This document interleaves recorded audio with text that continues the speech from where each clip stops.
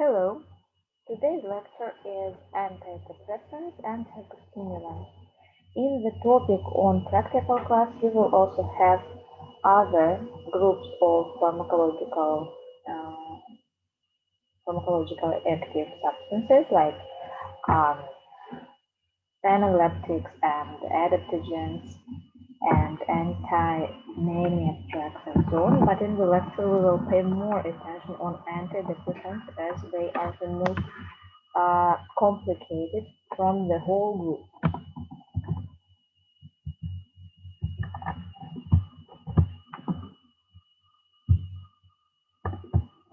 Firstly, what is it? Depression.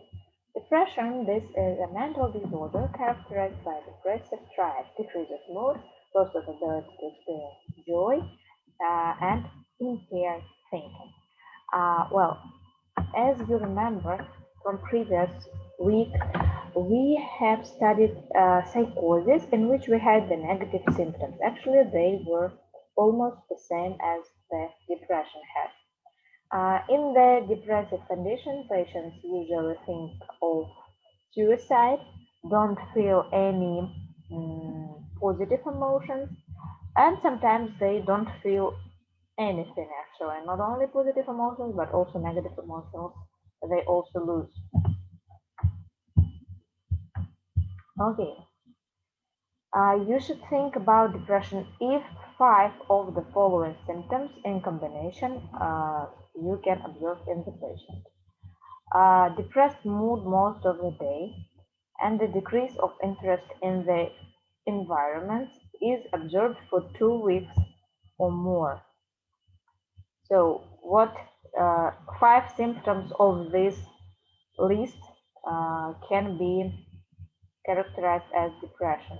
Pronounced fatigue, loss of strength, disturbed sleep, the presence of insomnia or sleeping late, loss of appetite, tension in body weight, increased anxiety, indecision or loss of concentration, the feeling of uselessness, anhedonia, loss of interest or pleasure from previously pleasant like things like sports or hobbies, depressed mood regardless the circumstances, and repeated thoughts of death.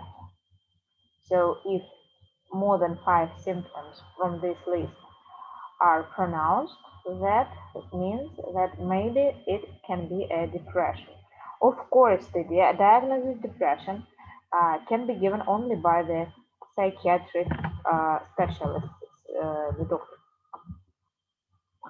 What can be the syndromes of depression? Syndromes, they are complex of symptoms, yes, you know that. A standing depressive syndrome, it can be, is the loss of interest in life, longing, hopelessness, apathy, mental and physical exhaustion. And also it can be the anxiety depressive, the same depressive changes against emotionally explosive fear, anxiety, and anger.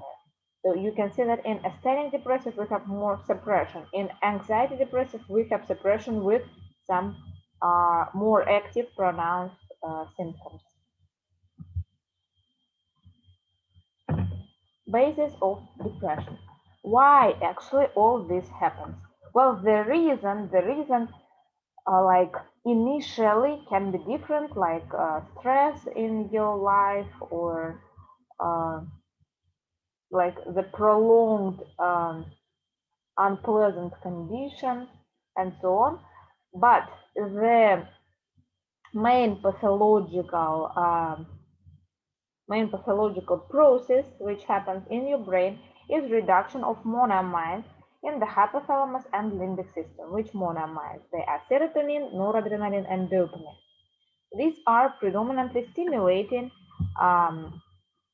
monoamines, and because of losing them, we have less activation in our CNS, so we have the depression. Antidepressants, they are drugs that eliminate the symptoms of depression in neuropsychiatric and somatic patients. Okay, also before we start talking about antidepressants, we should remember what are these MAO enzymes. MAO, this is monoamine oxidase. They are the group of thiol enzymes which provide the oxidative deamination of monoamines. And MAOA is responsible for oxidative deamination of serotonin, norepinephrine, and adrenaline in nervous tissue, intestine, and liver. And MAOB, this is oxidative deamination of dopamine, tyramine, tryptamine, norepinephrine, and serotonin in CNS. So this is important information for you because we will have some interesting side effects which will be connected with this enzyme directly. Okay, and now antidepressants. They are divided into several groups. The first group is the agents which are suppressing the reuptake of the monoamines to the from the synaptic cleft. To remember this, I will draw a picture in which you can see that in the presynaptic membrane, where we have the vesicle with the storage of monoamines. Yes, here in the vesicle we have storage of the molecules of monoamines. And what do? They firstly come out from here to reach the postsynaptic membrane, but also they can from here they can also come back. And this comeback is called reuptake.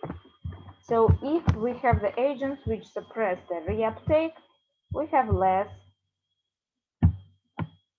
reuptake, and because of that, the monoamines will be accumulated here in the synaptic cleft. Yes, they will not come back to the initial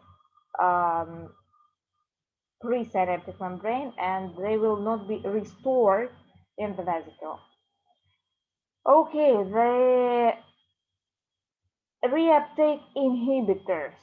Third group, they are inhibitors for reuptake of both serotonin and norepinephrine, which are imidine, amitriptyline, and pipophysin. Also, we have more selective drugs, which inhibit only serotonin reuptake, fluoxetine, paroxetine, sertraline, and only norepinephrine reuptake, which is mepropylene. Okay. Next, we have the drugs which can inhibit MAO, monoamine oxidase. Monoamine oxidase, we remember that they are thiol enzymes which provide the deamination of monoamines. And what happens? If the monoamine oxidase is responsible for the deamination of monoamines, so we have monoamines, and by the effect of monoamine amino oxidase, they will be how to show it? No, what happens? They will be destroyed. So if you inhibit monoamine oxidase, this process will not happen. They will not destroy it. Yes. So okay, we have the irreversible non-selective agents. Indiscriminate, not non-selective. We call it non-selective. Please, non-selective. Non-selective. They block both monoamino oxidase A and monoamino oxidase B. Yes, we remember that we have two different monoamino oxidase, MAOA and MAOB. Yes, and selective action, they block only MAOA. Why? Because if you remember from the previous slide, MAOA is more responsible for the deamination of serotonin and norepinephrine in different tissues, which are more interesting for us than the substrates of monoamino oxidase B. So that is why these drugs are more selective and more interesting for the treatment of depression, because they work for less destruction of serotonin and norepinephrine, not dopamine and tyramine and so on, tryptamine also. The atypical antidepressants, they can increase the reuptake of serotonin, for example. This is tianeptine coxyl, but on also not only increasing the reuptake of serotonin will happen, because this is like an opposite effect, yes, to tricyclic antidepressants. They also can stimulate directly the receptors of serotonin, which also gives the proper effect. Also, there are clinical components of action of antidepressants. Some drugs have more sedative action. The first group, yes, you can see. Some drugs have more stimulating action, the second group. And some drugs have balanced action, a little bit sedative, a little bit stimulating. Why this is important for us? Because, again, you remember, we have a stenodepressive syndrome in which patient is suppressed very much. In this case, the second group, stimulant, will be better, yes, to use. And the second group, anxiety depressive action syndrome, when patient has a lot of anxiety and it is better to give him some sedation to calm down, yes. And balanced action can be used in both situations. Okay, now let's talk about receptor profile of antidepressants. Actually, which receptors can they affect on? The melatonin receptors. Melatonin receptors, they're responsible for sleep, as you remember. Okay, so in case of insomnia with depression, it can be useful. Serotoninergic receptors, different 5-HT2C, 5-HT2A, 5-HT3.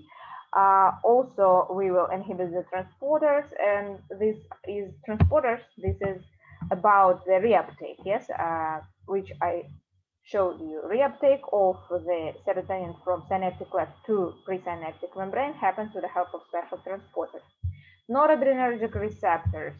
Also, we will have inhibition of transporters by which there will be more stimulation for alpha-adrenergic and alpha-2 receptors. Dopaminergic receptors, inhibition of transporters, so we will have a lot of accumulation of dopamine, so it will be again stimulated.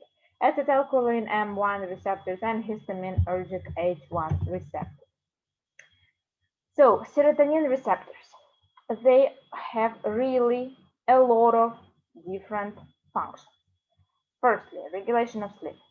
Secondly, they can increase mood, memory, and appetite. They can stimulate the production of hormones of the pituitary gland. They are regulating the thermoregulation, and also they regulate the pain sensitivity. Actually, they can reduce pain sensitivity. Talking about the subtypes of receptors, yes, I paid attention that we can have the effect on 5-HT2, 5-HT3, and different. So what are they? The 5-HT1 receptors, they are pre- and postsynaptic membrane on the periphery and in the CNS. Presynaptic, they are responsible for the control of the release of serotonin. Yes, if we block presynaptic receptors, more serotonin will go out. If we stimulate presynaptic receptors, less serotonin will go out. Okay, so they have some negative feedback, yes, on the cell. Also, 5-HT1 receptors are responsible for constriction of intracranial circulatory vessels. When we have some headache, like migraine, for example, this can be used. 5-HT2 receptors, they are located in postsynaptic membrane of the CNS and the smooth muscles responsible for the contraction, and they enhance mental activity. 5-HT3 receptors and 4 receptors, they are in the trigger zone of vomiting center, so they are responsible for vomiting. If we block them, we can stop vomiting.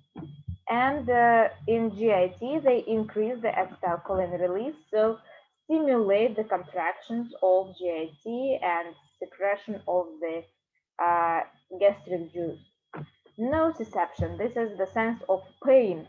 5-HT3 and 5-HT4 receptors, they, unlike the rest receptors 5-HT1 and 5-HT2, they are stimulating the nociception. The response of the excitation of serotonin receptors. Actually, this is what is happening in the cell. in the cells, 5-HT1 receptors, with the help of this biochemical reaction, by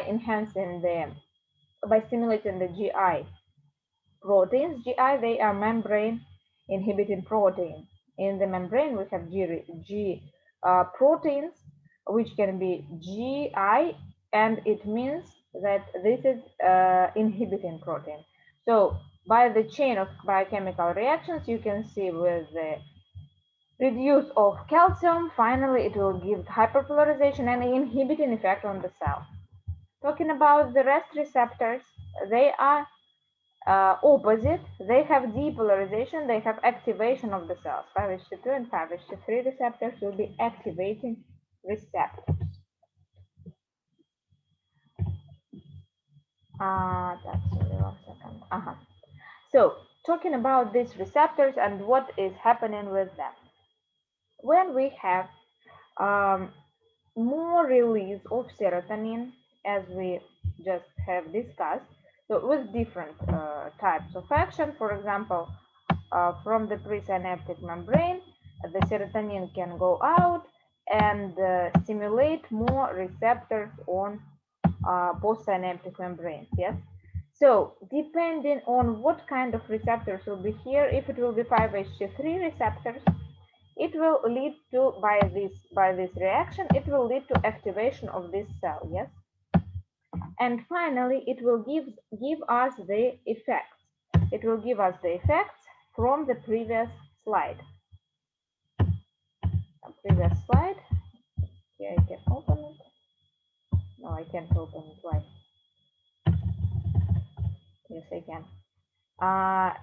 If it will be in the trigger zone of vomiting center, it will be vomiting. Yes. If it will be in GIT, it will be increased secretion. If it will be in the pain sensitive neurons, it will be increased nociception. So for us, this is not desirable. For us, the best way to stimulate 5-HT1 receptors and 5-HT2 receptors. And our drugs, especially from the group of atypical antidepressants, they have direct effect on stimulating these receptors. So because the drugs which are monoamine oxidase inhibitors or the drugs which are suppressing the reuptake, they have no selectivity. They effect on all the receptors. So with the activation of CNS, with the increase in the mood, you have also the side effects which can happen, like contraction of blood vessels, loss of appetite, sometimes maybe like aggressiveness, and what else was here?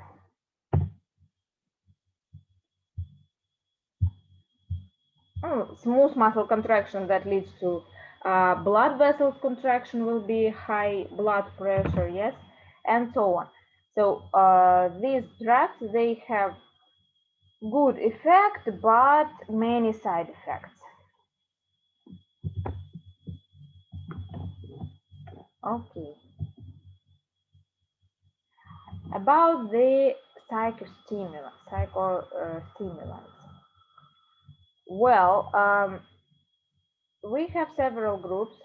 I will erase this picture from here. We have several groups of psychostimulants. First group, psychostimulants, adaptogens. They are herbal drugs. A lot of herbal drugs we have. In different countries we have different. I know that in South we have even more psychostimulants than here in Siberia. But in Siberia we also have some psychostimulants that can be used.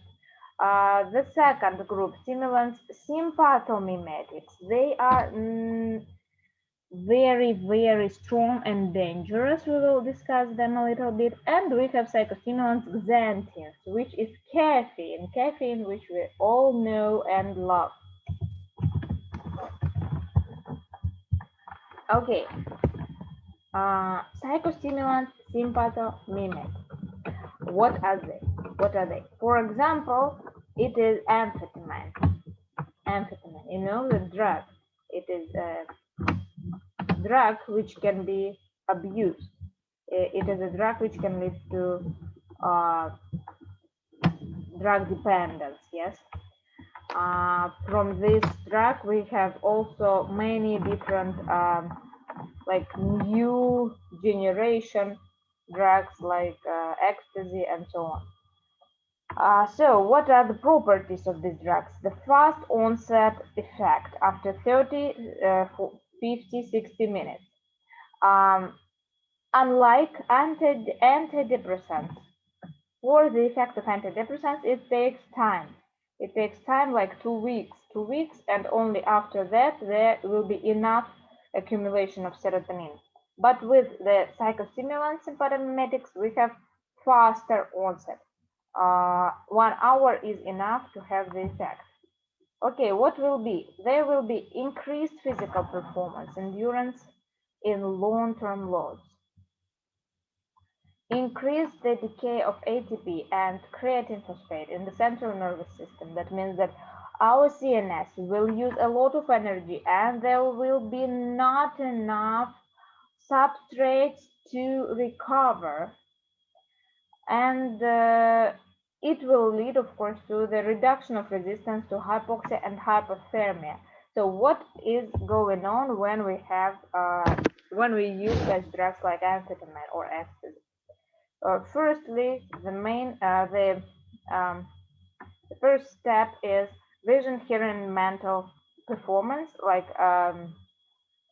more sensitivity. It seems. Then we have surge of strength, good mood, and actually this is the phase for which people are taking drugs. People are taking drugs here. In everybody says that on wars, countries, they give such drugs to the soldiers to make their performance better, to make them eat less, because these drugs, they suppress the appetite, to make them more, how to say it, like braveness, and so on, and strength, and so on. But that leads to very, very difficult, severe side effects. If you overdose, what happens? First, anxiety and insomnia. Even this happens not in overdose. This happens to every person who takes such drugs.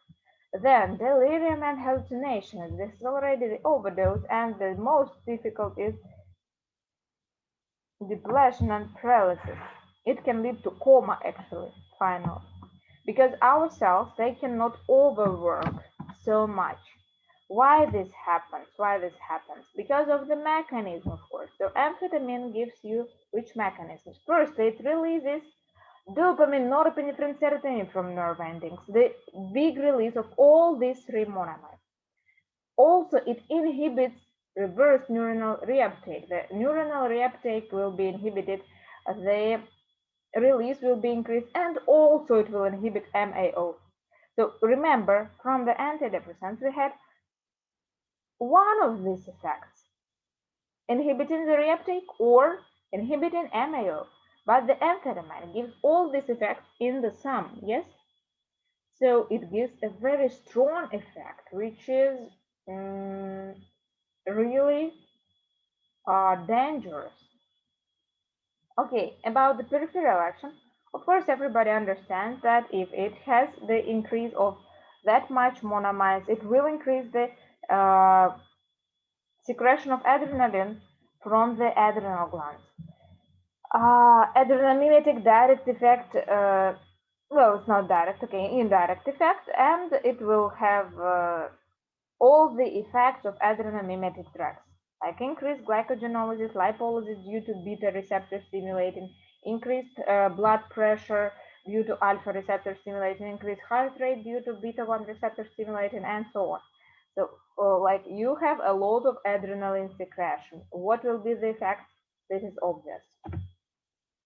Mesocarb or Sidnacarb. This is also one drug from this group, but it is less active. It displaces norepinephrine and partially dopamine from nerve endings and has weaker peripheral effects. So the effect will be less pronounced than in amphetamine, but it will be quite good stimulating drug. It is not prescribed for normal people. Xanthin. Xanthin, this is our favorite caffeine. Caffeine, даже напишем это, да, здесь напишем caffeine. Caffeine, which we take from coffee. Caffeine. But the most amount of caffeine, if I'm not mistaken, it's not in the coffee beans, but in cocoa beans. And of course in the coca, no, sorry, coca leaves have cocaine. Anyway, it has the same effect. Actually, it's also a psychostimulant, cocaine. Because if you remember, when we studied cocaine, it has also the inhibition of MAO and the increased release of monoamines. So cocaine is from the same group. Okay, the caffeine, our favorite caffeine, is not that dangerous. It is less dangerous, and it has such mechanisms. First, blockage of adenosine receptors, and second, inhibition of phosphodiesterase. Anyway, this leads to accumulation of CAMP in the CNS, and CAMP, depending on different cells, plays the different role. For example, in the heart, in the myocyte, accumulation of CAMP gives you the stimulating effect, so it will be increasing of the heart rate and heart power. In smooth muscles, accumulation of CAMP leads to reduce of calcium. This all is connected with calcium ions. So in heart, it will be more calcium ions, so more contraction. In smooth muscles, it will be less calcium ions, so it will be relaxation. Calcium everywhere. Sorry. For the platelet aggregation, it will be accumulation of CAMP will give, if I'm not mistaken, less calcium, so less aggregation. For diuresis, what will be? It will have the effect of increased diuresis. Why? Because of dilation of kidney artery. And in CNS, it will be the stimulating effect. Because of this, there will be one, how to say it, like conflict between the effects of caffeine on the blood pressure. So how it can affect on the blood pressure? It can affect on blood vessels. By relaxing smooth muscles, it will have a direct dilating effect on smooth muscles of the blood vessels. Okay, but through the CNS in which we stimulate, we have stimulation of vasomotor center. Vasomotor center gives you the contraction of blood vessels. Inhibition of vasomotor center, stimulation of vasomotor center gives you the contraction of blood vessels. So you see different effect. If here we have direct dilation of blood vessels, through the CNS we give the contraction of blood vessels. The same problem we have with the heart. So directly we have stimulated on the heart, but indirectly, again through the CNS. In CNS we will have the stimulation of vagus nerve center, vagus, and you know that vagus will inhibit the work of heart. So again, you have stimulating effect and inhibiting effect. Finally, the final effect will be different. Final effect differs in patients. So that means that you cannot be sure that caffeine will increase your blood pressure. Sometimes it has the decreasing effect on the blood pressure. And also, not for all the patients, it will have the psychostimulating effect in which the CNS will be more active. No, some patients don't have such effect. Predominantly, yes. The CNS will be stimulated, the blood pressure will be increased, but sometimes you can see that peripheral effects will be stronger in caffeine, and those patients will have no such effect. Okay? Well, this is about caffeine. And also I forgot, in the CNS, what else? It has also stimulation of breathing and vasomotor center, so it is analeptic also action. It is also analeptic action, stimulation of breathing centers and the vasomotor center. Okay, so here it's again the revise of the effects of caffeine. So central, it will be psychostimulating. Oh, analeptic action, by the way, which I said. Centers of the medulla oblongated. The respiratory center will be stronger.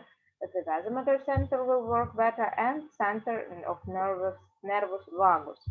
Cardiotonic action. This is the direct action on the heart, which will conflict with the vagus nerve. Then spasmolytic action. This is the relaxation of blood vessels and also some other organs like GIT, for example, yes, and antiplatelet, or I was right, antiplatelet effect. So it means that platelet aggregation will be less. Спасибо за внимание. It's already about the end of this lecture, but I want to tell you something else about this. Also, we have some other groups. We have the group, once again, analeptics,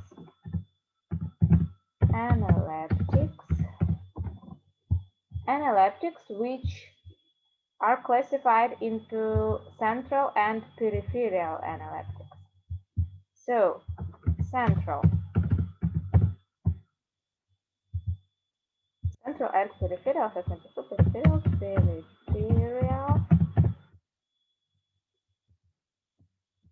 So, central analeptics, what do? They, no, in general, we will say that analeptics, they are used to stimulate the centers of medulla oblongata. In which cases, for example, your patient doesn't breathe due to some reason, and in that case, you have to stimulate his breathing center, which can be achieved with the help of analeptics. So central analeptics, like we just discussed, caffeine, yes, camphor, bimegride. Enough. What do? They directly go to CNS through the blood-brain barrier. They penetrate, yes, in the medulla, and they stimulate vasomotor center and respiratory center. By stimulation of them directly, they make patients firstly breathe because respiratory center. Secondly, stimulate the contraction of blood vessels if your patient has kind of shock. Okay? Then peripheral, what do? They don't go directly to the brain. They don't penetrate blood-brain barrier. They work in the peripheral tissue and directly in the carotid artery, in the carotid bulb, the the place where there is a bifurcation in English, I don't really know. But here for the carotid artery, we have a lot of receptors, and especially for us interesting are ancholinereceptors. Ancholinereceptors.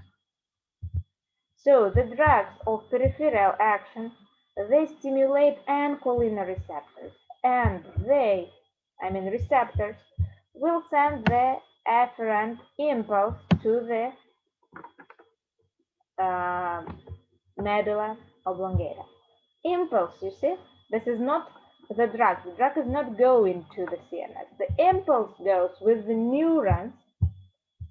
Okay, these peripheral drugs are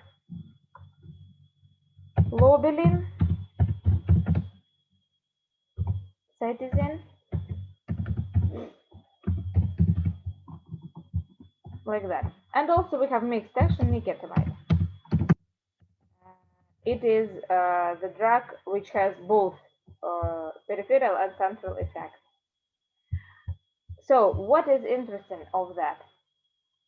These drugs of central action, they are more effective. They can be used in case of poisoning with some narcotics,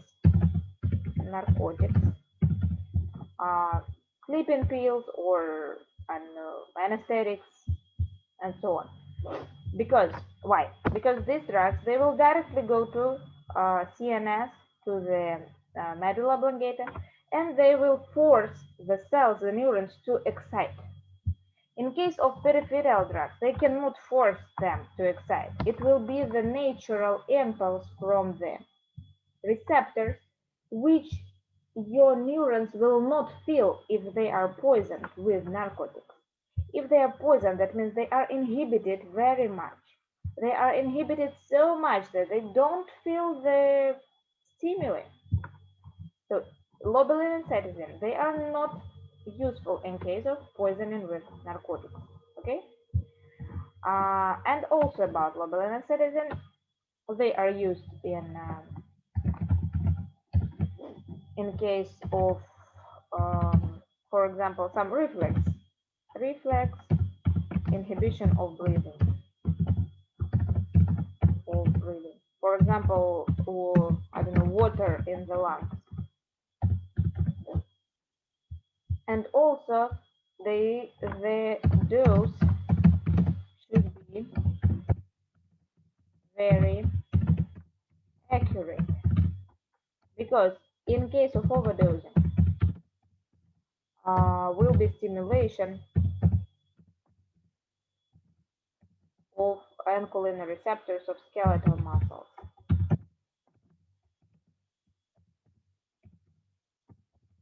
We remember that we have ancholinereceptors in skeletal muscles also.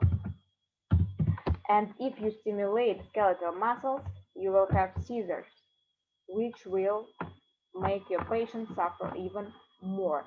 So because of that, we use only IV injections. Okay, only IV. This is very, very important.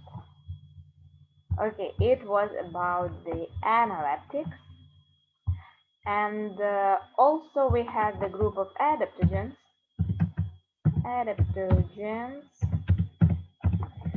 Actually, they have many effects, different metabolic actions, increasing the energetical potential of our body, of our brain, our increasing the normalizing the blood pressure, stimulating memory, I don't know, all the physical activities and so on. But they are not psychostimulants. They are not dangerous. They don't have many side effects. They don't increase blood pressure, for example, too much. They only normalize it. Normalize, that means if you have low, it will bring it to the normal numbers, but not higher than normal. Okay. And there is only a theory. How do they work? they can work in pituitary and hypothalamus by increasing the release of tropic hormones by pituitary gland, а конкретно adrenocorticotropic hormone, which stimulates the adrenal gland to secrete the hormones of adrenal gland. Hormones. Which are these hormones? They are steroids, and also noradrenaline. No, not noradrenaline, adrenaline.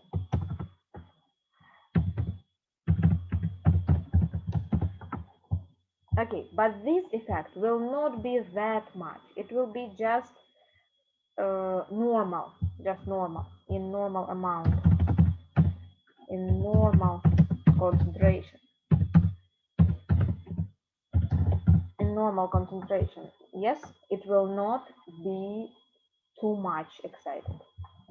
So due to this, the drugs are considered to be quite more or less safe but effective. These hormones, they already give you all these effects: increased tone of the body, a lot of energy, which is, by the way, the same with tone, energy, like better memory, better sleeping, also stimulate the lipolysis, glycogenolysis,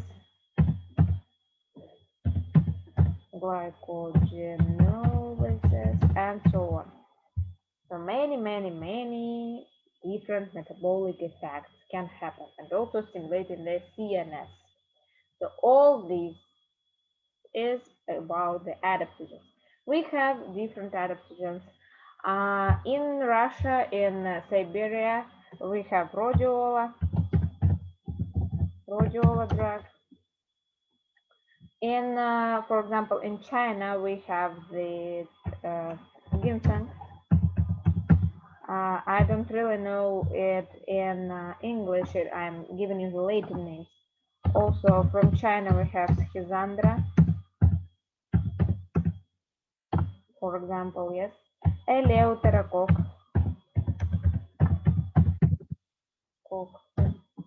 So these are the plants which are mostly used, Luzia also, in Russia, in Borneo, but they are not the only one, and I'm sure that in your country you have much more adaptogens than in Russia we do have. So these are only just some examples. Okay, it was about adaptogens. And nootropic drugs, I think you can read them in lecture. They are not that interesting. So also one more thing, anti-maniac drugs.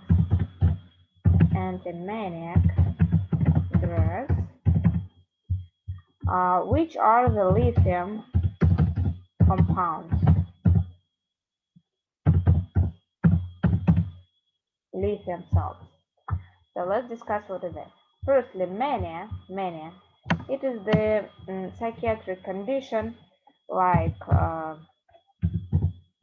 kleptomania, for example. Yes.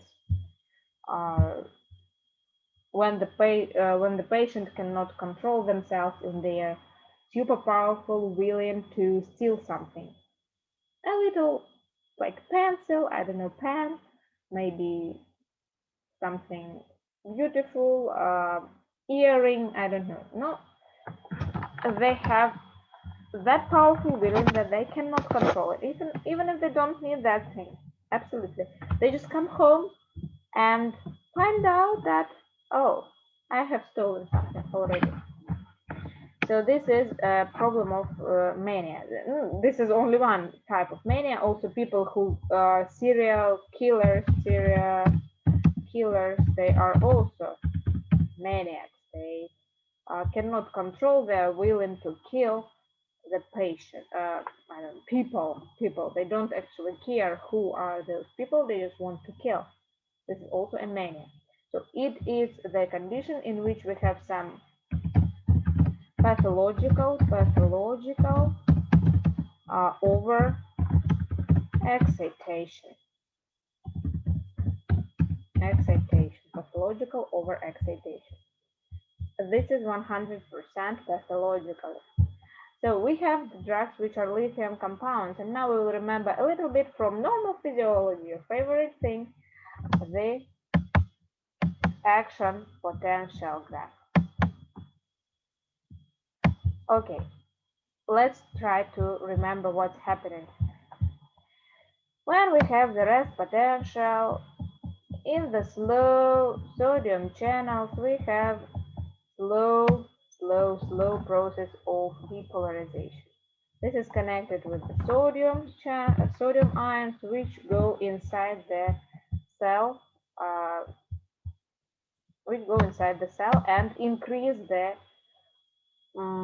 potential. Okay, when we reach the critical level of depolarization,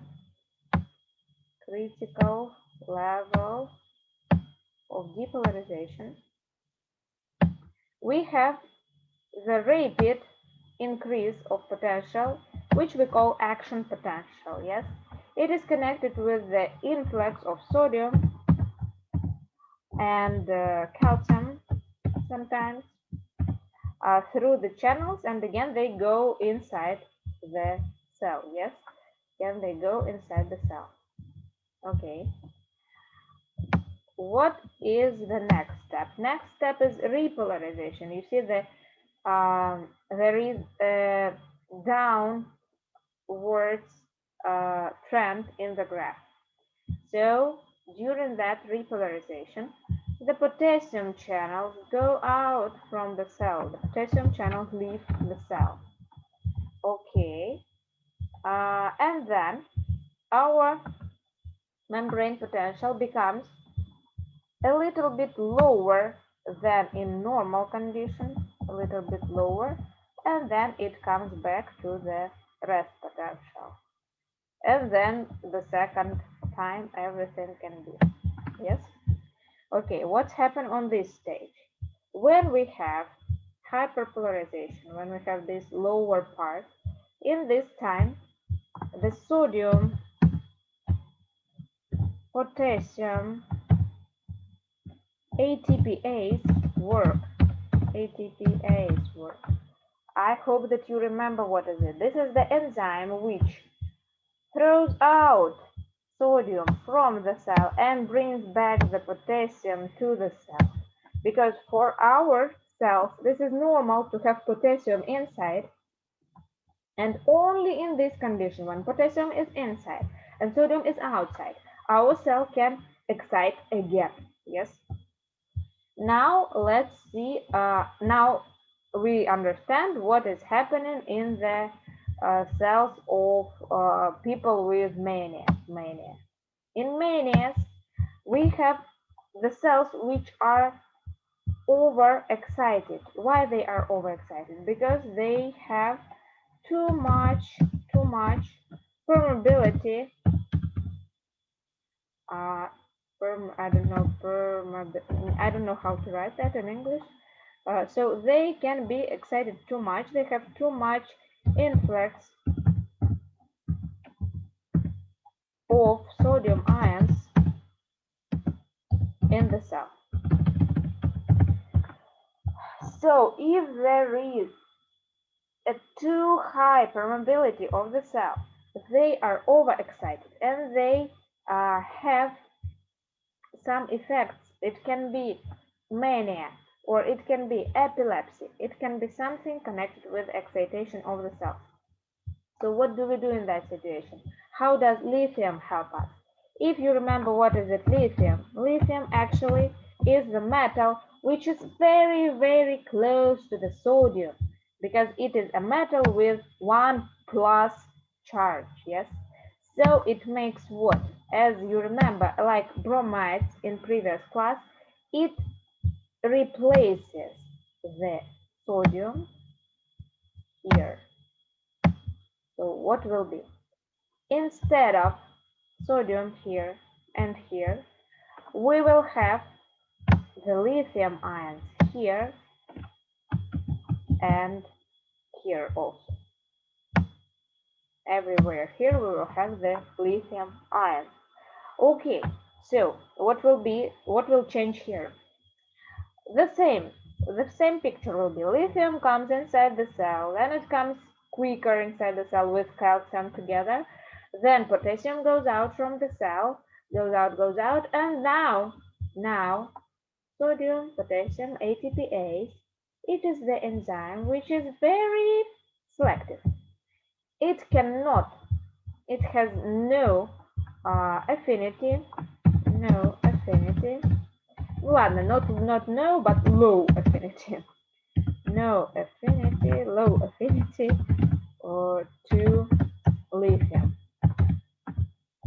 So what does it mean? That means that this process will not happen normally and the cell will not become possible to excite again. So this process will be like that. It will be much longer, and our cell cannot excite for the long time. Only after some time it can excite again when everything comes back. But lithium stays in the cells for the long time. So this is the mechanism of action of the cell. Longer phase of I don't remember how we call this phase. This hyperpolarization, and this is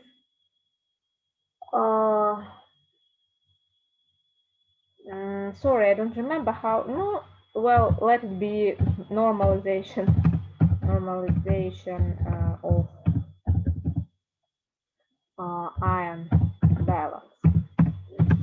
So because of that longer normalization of ion balance, we will have less action potentials in that cell.